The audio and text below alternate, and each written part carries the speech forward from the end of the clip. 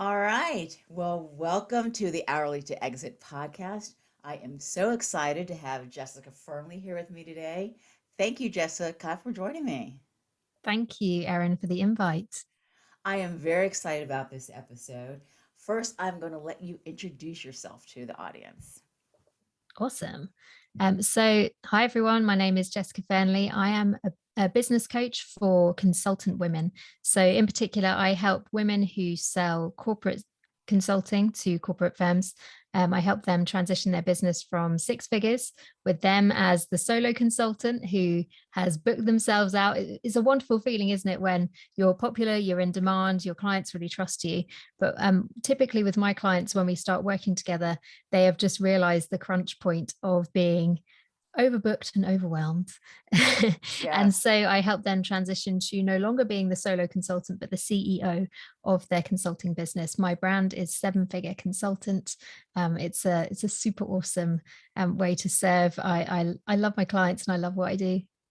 Yeah, I mean, there are a million things that we could talk about today with Jessica because she knows soup to nuts about how to build a business from that six figure to seven figure level. A lot of our audience will have hit a revenue ceiling. There's only so much we can uh, bill when depending on what our model is. And so we are going to talk about business models and revenue models today. But first, I wanted to talk about something that I am in awe of, which is so interesting to me. One of the things that a lot of my audience is still trying to crack, myself included, is this nut called LinkedIn. And you have absolutely cracked that nut, including being a LinkedIn top voice for entrepreneurship and small business. I'd love to hear more about that journey for you, how you did it, the benefits that you're seeing in your business from it, and any tips you can give us. Oh, sure. So I have been so fortunate with my relationship with LinkedIn, and just the way that they have given me a platform for the issues that I care about. Initially, when I got the LinkedIn Top Voice, I was talking a lot about closing the gender pay gap for consultant women.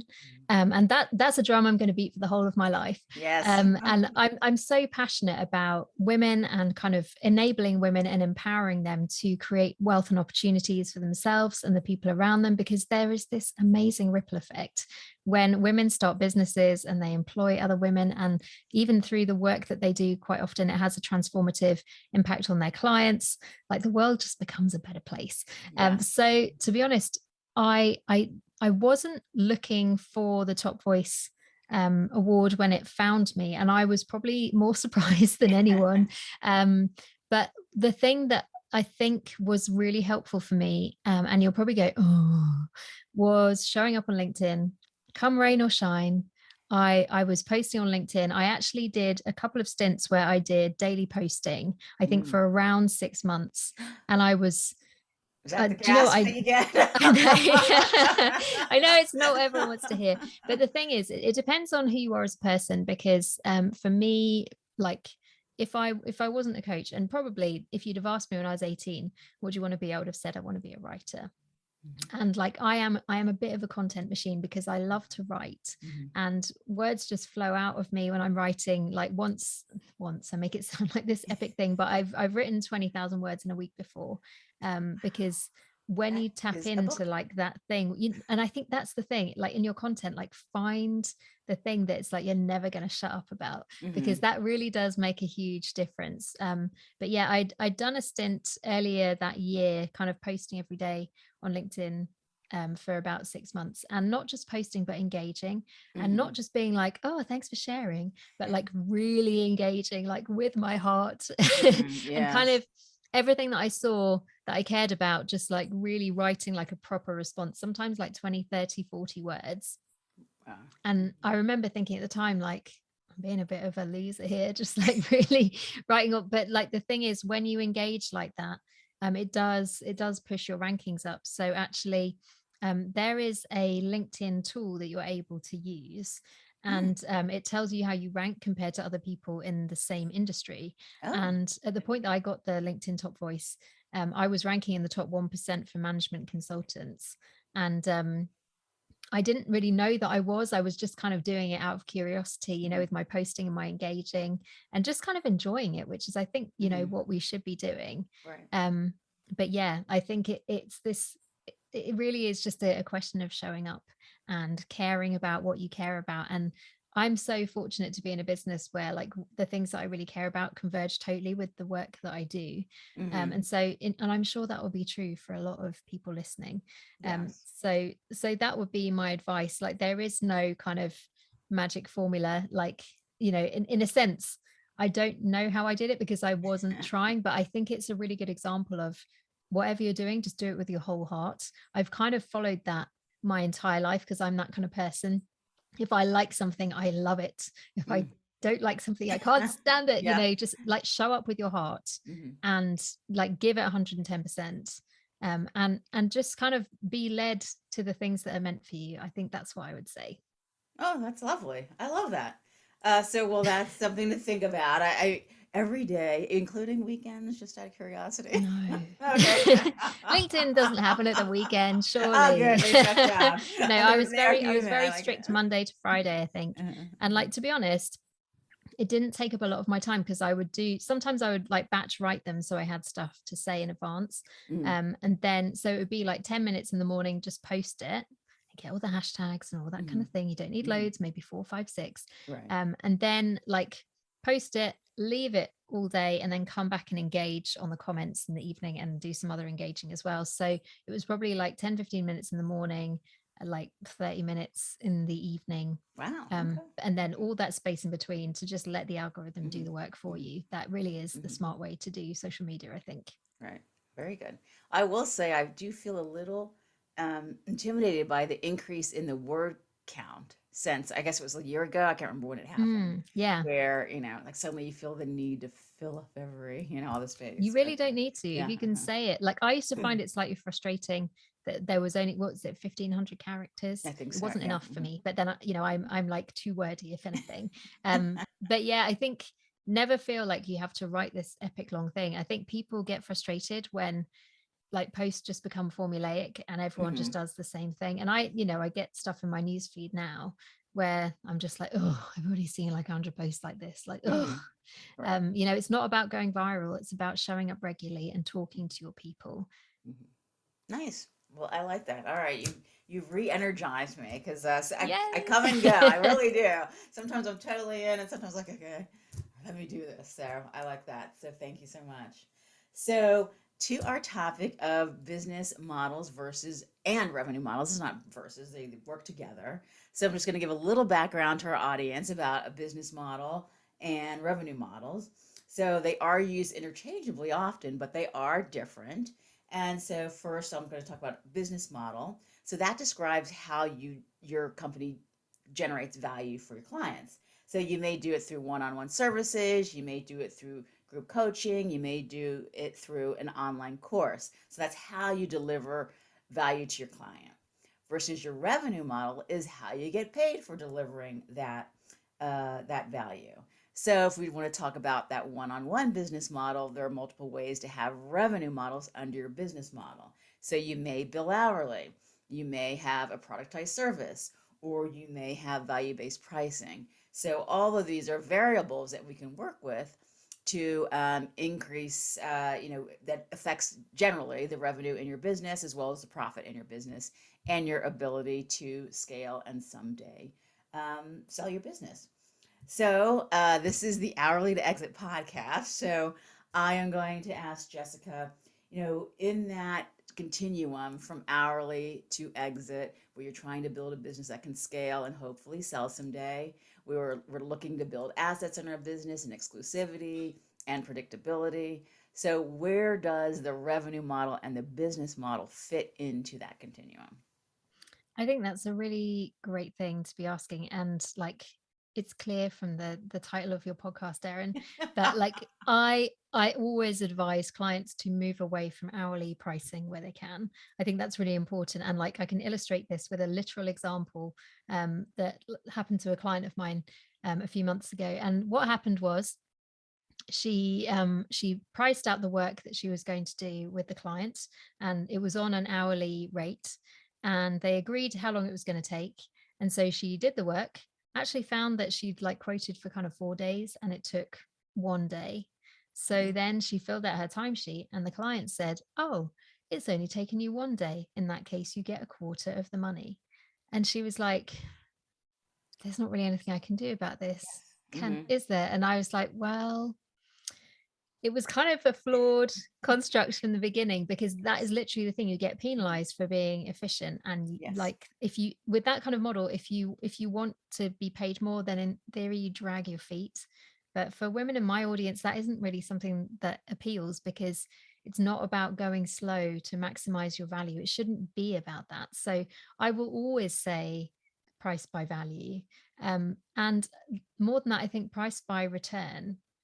So if you understand like the impact that your work can do, and very often for my clients, there is like a literal number, like they could probably make it into a percentage in Mm-hmm. terms of like money that the company wouldn't have earned that they have earned, Mm-hmm. waste that would have happened that they've managed to avoid, but also some of these other things like employee engagement, high staff turnover being reduced by percentages. It's really, really important to be able to understand the value of what you do, because people don't just hire you because they like you, and you don't just do the work because you like them. Right. There's a business rationale for a lot of this stuff. So I think you're an amazing advantage if you understand that going in, because it just means that you know like what the bargaining chips are going to be, if I can put it like that. Right. Absolutely.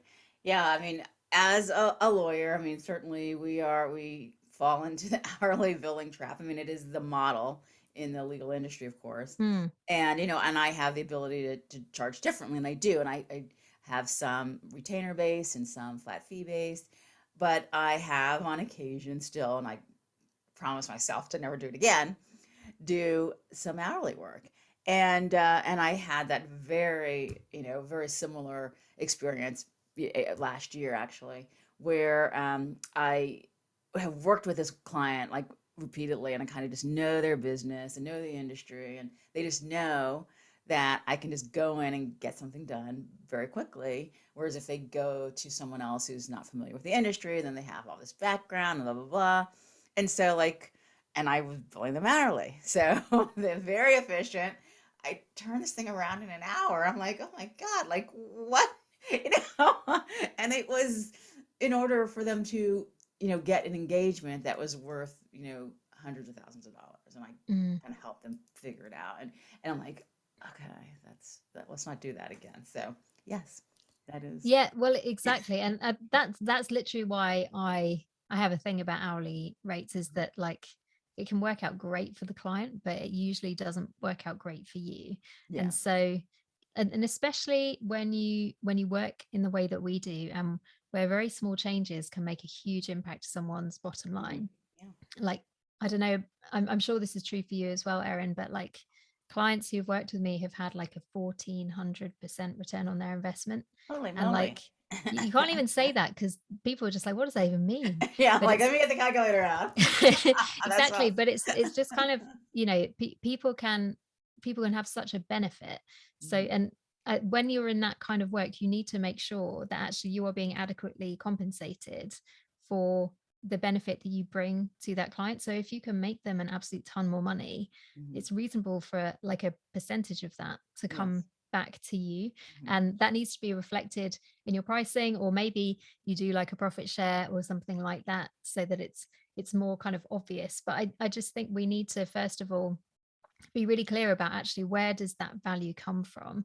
And that kind of links to a second thing that I'd love to say, which, and again, this is going to be a second unpopular thing for me to say, but almost the quickest way to increase the revenue coming into your business is not to go and get a ton more clients, but is to raise your prices. And everyone always Mhm. goes, oh, what's Yes. Yes. that? They won't do it. Yes, I know. But it's really linked to sort of understanding your value, and especially from your client's point of view. So often, and I think women do this a ton, like we don't charge enough. And because Mhm. of that, you then have to take on a lot of clients in order to hit your revenue target. Right. But in this scenario that we've been talking about, where actually you are completely booked up, and then it's like, well, like the number of hours you have available times like the hourly rate that you charge, that becomes the maximum that you can make. It's like this Right. fixed ceiling in the business and you can't Absolutely. do anything about it. Hmm. So the way that we can get away from that is starting to price by value, but also to raise that price in the first place. And I think the two kind of go hand in hand, because once you start to understand the value that your services really do um, have for your clients, Hmm. you have to raise your prices. You can't just charge $100 an hour for something like that. It doesn't make sense. Right. Well, that brings us to another element of building that exclusivity into our business, which is like, how do we stand out? How do we not be viewed as a commodity so that we aren't subject to commodity pricing? Yeah, absolutely. Because that is a really, really important part of it. Because if your clients don't see the value in what they do, then like they'll be happy to, like, if you know, if things get a bit complicated, you'll be the first one to go. Right. But again, I think it's really, really important that you see like what you do in the big picture of what your client is trying to achieve. So if you help them with their core objectives, they're never going to get rid of you because they need you in order to survive. And I think for my clients, they work with corporate firms. Hmm. And it's really important to remember that actually there's a massive hierarchy in corporates, and like the people that they are talking to, they will have their own set of objectives, they will have their own set of pressures, they are accountable to other people. Even at C level, they have massive accountability because they need to be like proving their value to the corporation all the time. So if you can understand that and really speak their language, it's not about them kind of making you feel good by hiring you or giving you an opportunity to play around with some stuff because you really feel like doing it. If you can show and like understand for yourself what you do is life or death for this organization, that is always going to be the way to, like, I don't want to say embed, because Hmm. I'm not really about like the kind of coaching or consulting where you make yourself indispensable because you want to stay forever. um, and for a lot of my clients, sometimes there is like a long-term role of 3 to 5 years that they can play in an organization very productively. But I don't think that we necessarily have to do that by design. I think that really when you understand like the bigger things at play and you understand the little sections of their things that you can be involved in, there's a very clear start and end point in those kinds of situations. Well, tell me, how do your clients typically come to you? Like, what are they feeling? What's the pain that they're feeling that they go, okay, I need to go and talk to Jessica? Usually it's just a feeling of burnout and just, or like burnout is coming. And a lot of them have been through burnout already. So one of the key things, one of the key stories that I tell about myself and my life is that when I was 27, I had like huge burnout, probably a breakdown in my corporate career. And it was kind of like, just it happened incrementally. But I was living this amazing life in London. I was working in this organization where our office was sort of 20 floors above the River Thames. We were right on the bank of the Thames. And we used to joke quite a lot and say, you know, when you get sick of this view, then it's time for you to leave, because you could see like the whole of London. It was amazing.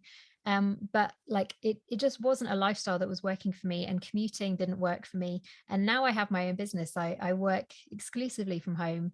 I very rarely leave my home office.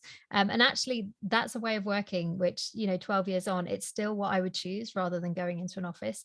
So kind of doing 9 to 5 in an organization like that, it really didn't like fit with who I am as a person. Hmm. But like one of the things I think that draws my clients to me is that like they realize that they may have had a similar situation, and I've also sort of been through that, so I Hmm. understand it. And you know, they don't have to feel like it's this big thing to be ashamed of. Hmm. It's more just, but I think once you've been through burnout, you start to see the burnout cycle in your life, and it's quite scary when you get into a situation where you're like, I feel the burnout could happen again.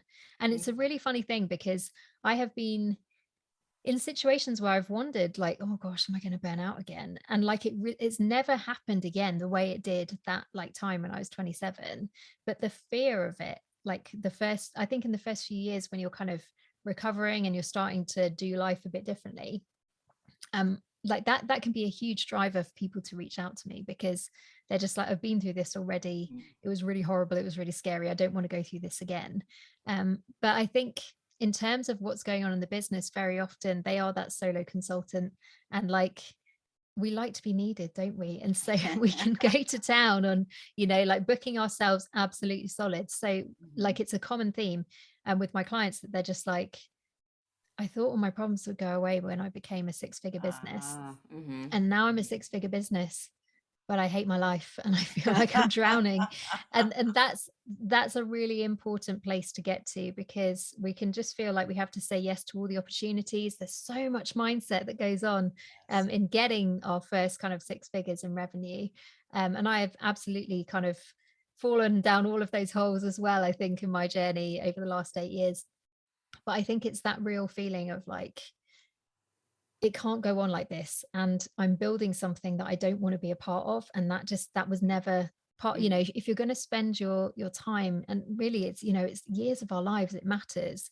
Mm-hmm. You've got to enjoy what you're building. And maybe there was a big vision for what it was going to be in the first place, but the reality of it is like, it's just not as fun as they thought it was going to be, because it just requires them to be present. And as soon as they step away, the business stops making money, because Mm-hmm. they are the only source of that revenue being generated. Mm-hmm.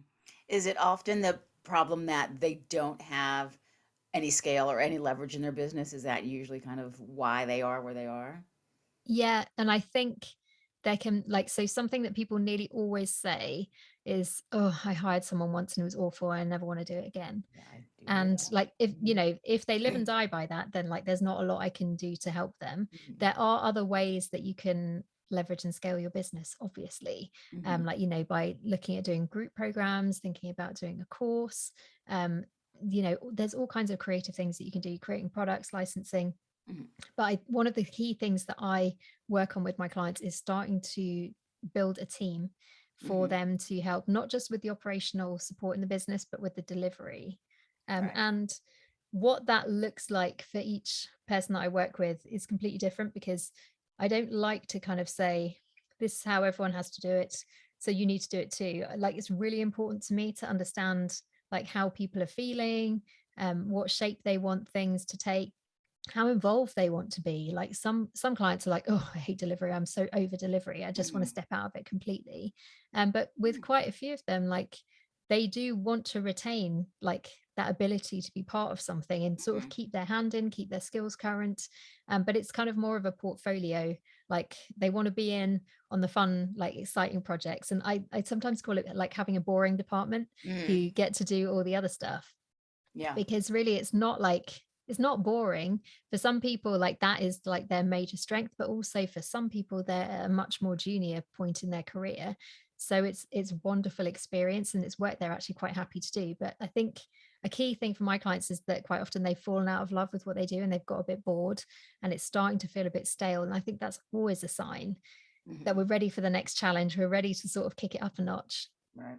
So I imagine, I mean, you did mention those who you probably can't work with, who are just kind of no employees, no way. But even those who are willing to have a team, they understand the value of that, they're willing to dive in. I imagine there's still a lot of fear surrounding that as Hmm. well. I mean, because Yes. for some people, it's not that they are against hiring, but it just seems like the the legal issues and the HR issues and the like how and it just seems a little bit overwhelming. So what kind of resistance do you get when you talk about creating teams and how do you overcome them? Oh, just everything imaginable, Yeah. from like, I don't really want to have a team. I like doing the work myself. Like, it's hard for me to trust someone. I think often, because my clients tend to be high achieving women, we have gone through school and university and we have ticked all the boxes. We've got the grades, we've been to the universities we were supposed to go to. We've done everything kind of on our own kind of merit and our own credentials. And same in corporate careers. You can, have all the kind of contacts in the right places and like rise the corporate ladder and feel very self-sufficient in that. Whereas as soon as you start to bring other people into a business, then it's like, what if they mess it up? Yes. What if they can't do it the way that I do it? And it can be a real challenge. I think one of the big challenges is particularly that clients get very attached to the business owner, especially if you've branded around your name and you've Hmm. always been, and they just love the fact they can phone you up and there's a real personal relationship there. There can Right. be resistance, like from the client, and be like, you're changing stuff, we don't like this. Right. And sometimes you can transition a client to a new way of working. Sometimes actually they love old you, but like you have transitioned into a new version of yourself. and new version of you is not a fit for them. So that can be really painful because it's a Yes. process of firing all your clients, and it feels like this is the wrong thing to be doing, but actually that's the thing that actually takes the business forward, because there's no point the business being dependent on a version of you that stopped existing last year. It has to grow with you as a person. So it's a really, it's an intense process sometimes, and it can be really exciting. There are highs, there are lows, Hmm. but I think ultimately, if you know in your bones that it's the right thing to be doing, then it's the right thing to make those kinds of changes, because the impact that it has on revenue is huge. Wow. Yeah, I mean, I personally have been going through this, as well. And, I do have some challenges because I'm a lawyer, and so I can't, uh, only Mm, delivery can be done by lawyers depending on what I'm doing. But building a team for the other pieces that don't require them to be a lawyer and letting go is a huge, huge problem. mm, And definitely like, because for me, when you feel like you have a certain voice and like mm. even like writing emails and things like, oh, I want it to sound like it's me instead of, Yeah. and that kind of permeates the business. So, is there a trick to it, or is it just a matter of trusting, or how do you get comfortable? I think that it's a process of allowing people to do things differently to how you would maybe do them if it Hmm. achieves the same result. Hmm. And I've had experience of both scenarios where you think, oh, I wish you hadn't phrased that like that. But then sometimes it's like, that's better than I would have said it. Uh-huh. Okay, then. All right, right, right. So, we have to be open to the fact that sometimes, like believe it or not, some people will be better than we are at certain things. And I Hmm. think for our egos, that can be quite a hard thing to get our heads around.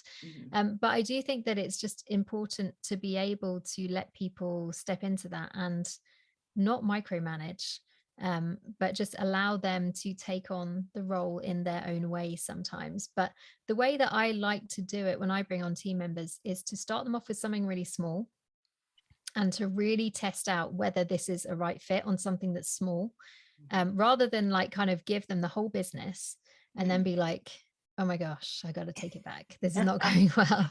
Like, give them something really small, like Hmm. test out, let them test you out, like see if Hmm. it works. Hmm. And sort of take that approach, and then add on the next thing, and then add on the next thing, and it means that they can do a lot less damage if they're not the right fit, but it just means that also you can begin the process of trusting them, because it's so fulfilling when you give someone a bit of responsibility and they just knock it out of the park.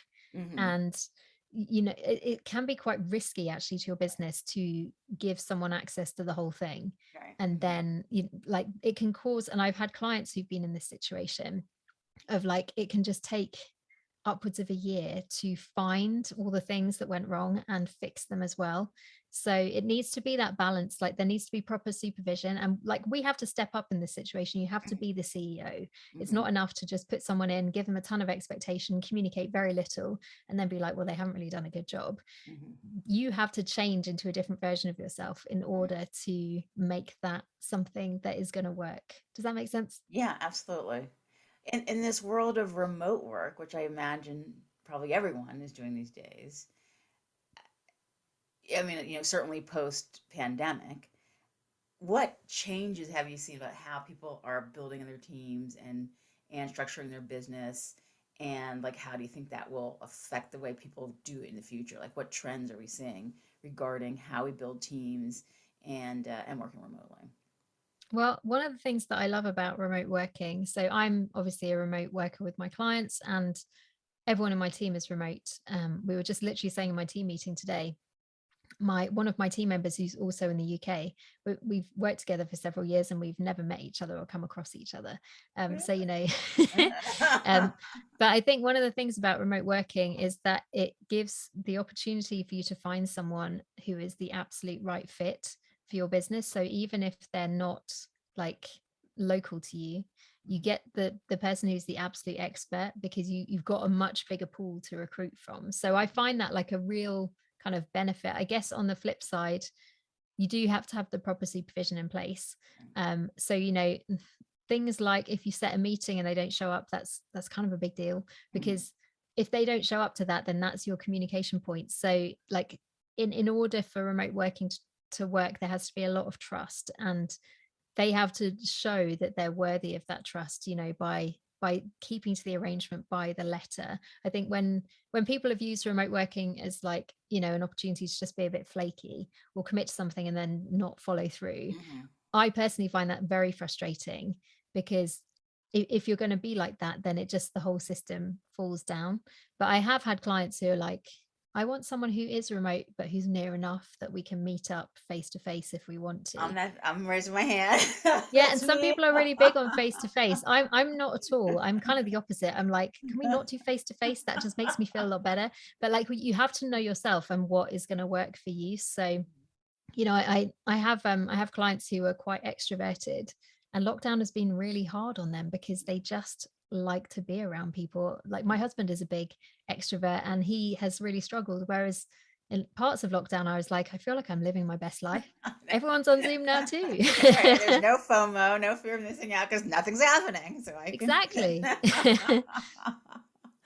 So we started talking about business models and revenue models. So if building teams is that, you know, one of the primary ways of like popping through that six-figure ceiling to the seven-figure, does that apply across all types of business models and revenue models, or is there one that's better than the other? I think whatever you do, you've always got to keep it really tightly focused on the numbers, because you can build a team and you can increase the revenue of your business and actually make the same or less profit. And that's a really scary thing, because Mhm. ultimately what you're doing is you're working a ton harder, your business is working harder, but Right. to you materially, it makes no difference, like, than if you were just still there, solo consultant, doing it all by Right. yourself. Mhm. So I think that is the thing that I would always say, like, scale, like, with the numbers in the very center of what you're doing, because it's really easy, like when you add in, and actually I have seen people do this, like they're using adding team members to actually increase the number of hours that they have available. But if they're still working to kind of an hourly rate model, you're just kicking the problem down the track. You're not actually dealing with it. We need to see this leveraging. We need Mhm. to be like making more money from less Right. time Right. rather than making more money from the same time. So if you Otherwise, have a flawed revenue model, yes, adding team isn't going to fix that. You exactly. And gotta I less. often say to people, scaling chaos leads to more chaos. Um, and so that, and I've seen lots of women be really tempted to be like, oh gosh, selling one-to-one is really hard. I feel like it'd be easier to sell a group because it's lower ticket. I'm going to scale and do a group. And it's like, you're not scaling, you're trying to bail out the fact that you're not selling at the level that you need to be. Yeah. And I think it's so much more important, unless there's like a really strong pull to be like, I just don't think I like one-to-one. I think I'd Mhm. be more fulfilled if I was doing a group program. And to be honest, we can justify all kinds of things, can't Mhm. we? Right. But like, sometimes I think we need to lean in to the stuff that feels hard. And if you're wanting to scale because you're not seeing the numbers that you want to in your business, I don't think that scaling is the thing that you should be focusing on. Like, if it's a lack of sales, then scaling won't really help with that, because scaling only really works when you've got a big audience. So I Mhm. always say to people, the time to be thinking about scaling is really when you've got more work than you can cope with, when you've got more inquiries than you can cope with, because otherwise you're just going to end up with like a bunch of empty programs. And that is a really stressful place to be. Yes, yes. Especially because I mean, that's an investment to create those programs. So if there's not the demand for it, I mean, where's the market demand for this? Like anything, right? Exactly, exactly. It Yeah. needs it needs to be demand led, and that Hmm. can feel like a really hard thing if you're struggling in business and you're like, I think quite often, we can know that we're awesome at what we do, but we just haven't found like that connection with our audience yet. Right. And I Hmm. that really is it's not the time to scale that, it's the time to lean into the sales issue that we're having, and Hmm. really find ways. But you can even apply leveraging to that and kind of get in front of other people's audience and get people to make referrals to you, do cross promotion. Like, leveraging doesn't always have to be about time. There's actually a lot of ways that you can leverage a lot of things. Hmm. You can even like talk to people and say, can you introduce me to to someone, and then like, it can be a case of leveraging your network of contacts, because everyone that has got their own network, and so Right. that's another way that you can apply leveraging. Hmm. um it's a really exciting concept, because when you really understand it, you start to see so many different ways that you can apply it. Right. Oh, that is so perfect. So, as you know, Hourly to Exit is a bit of a meta podcast because I'm talking about building a business that can be sold someday. And I am, the female founder of an expertise based business that I am building to hope to sell someday. So, my question for you, as the female founder of an expertise based business, are you selling your business to hopefully sell someday? Well, the thing that I discovered, so before I set up my company, I was head of operations in a consultancy firm that we built up for 4 years to seven figures, and then it was sold. Mm. And one of the things that I picked up along the way is that actually, if you're going to build a business, whether you're going to sell it at the end, like preparing it as if it was going to be sold is just a really good way to build a strong business. Mhm. So my goal is not really to sell my business, because it's really based around me and the fact that I wanted something to do and a way to contribute to the world. And really, I've been going for 8 years now, and I haven't run out of ideas even a little bit. I haven't got bored of it. So I think I'm in this business for the long haul for sure. But like, I really understand those kind of criteria of what makes a strong business. And so absolutely, I'm doing everything that I can to embed those in my business, regardless of whether I get to a point where I decide to sell. Yeah. Well, I like to look at it as, I mean, there someday there'll be something else that might just catch. There'll be something else. Who knows? 5 years from now, what will be happening in the Mm. world that maybe is more urgent, Yeah, exactly. And and every that now and you want. then Yeah, I yeah. get like a bit of an inspired idea, and I'm like, oh, I think that might be the thing that I do in 5 years' time or 10 years' time. Yes. But like, I'm a big fan of making your business fit the size that you have, like in Mm-hmm. your schedule, Mm-hmm. and sort of the amount of space available, and making your business really work, even if it's with a teeny tiny amount of time, finding ways to actually get it to achieve the revenue that you want to on that basis. Yeah, I can confirm, listeners, that Jessica is super good at boundaries. Like, she's like the master of boundaries. I'm like, when I grow up, I want to have boundaries like Jessica. All right, so that Thank is, you. I'm the worst. That is one of my challenges for sure. So I have a couple of final questions for you. One, we share that, having more wealth in the hands of women is good for society. And so I am wondering if there is an organization or person who is furthering that mission to help create a more equitable society for everyone that you'd like to share with the audience. Oh, sure. So there is a charity that is based in Sheffield in the UK, which is the city that I live in. It's not my hometown, it's my adopted home, but it's called Baby Basics. And I love it because what they do is they collect in kind of secondhand stuff, but they also buy some equipment new.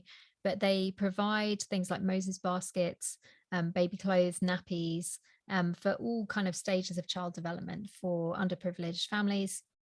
And they've been very involved in sort of, we had a lot of Afghan immigrants arriving in the UK because of like the terrible situation in Afghanistan. They were very involved in preparing packs for people with things like car seats, clothes, winter clothes, coats, the very practical thing that if you're coming from a desert country and moving to the UK, you absolutely need. But Right. they've also been doing a similar campaign for people arriving in the UK from the Ukraine. So they're a charity that I love to support. I've given them a ton of like my baby stuff, which is Mhm. still in like really lovely condition. And you just think, I love that this is going somewhere where it can be used, because it's got so much more life in it. But also they take financial donations, and they also often have an Amazon wish list or two, where you can literally Nice. just go and buy like 10 high chairs or something like that, whatever is needed. Oh, So wonderful. yeah, Baby Basics are my charity of choice. Fantastic. We will have that in the show notes. So, along with whether or not do you have an offer that you'd like to share with the audience? Yeah, so we've touched on, haven't we, kind of what it takes to grow a business for sale. Mhm. As I shared, I have been involved in this. It's Yes. like selling a house times 1,000. Uh-huh. But As part of that, like all of the things that I learned, I kind of wrote into this framework, which I call the 6 elements of a 7-figure business. I have that available as a PDF, which is free to download.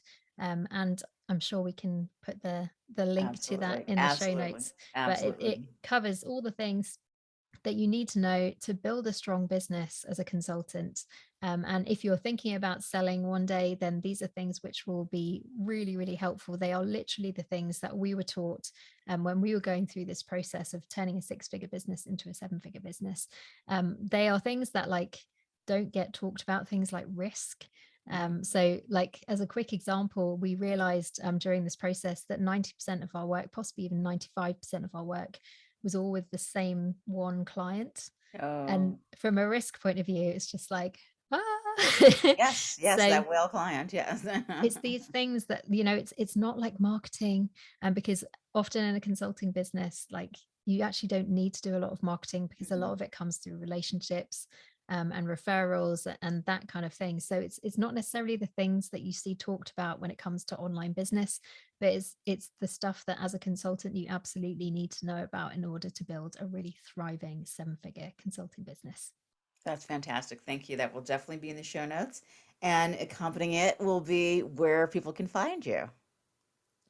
Yeah, thank you. So I have my website, jessicafearnley.com. There's a secret A in Fernley, but I'm sure we can cover that in the show notes. But come and find me on LinkedIn. I love LinkedIn, as we've talked about. I use it prolifically. Yes, she So do does. do come and connect with me on LinkedIn. Send me a message in the DMs and just say that you've heard me on Erin's podcast. I would love to talk to you. That is so fantastic.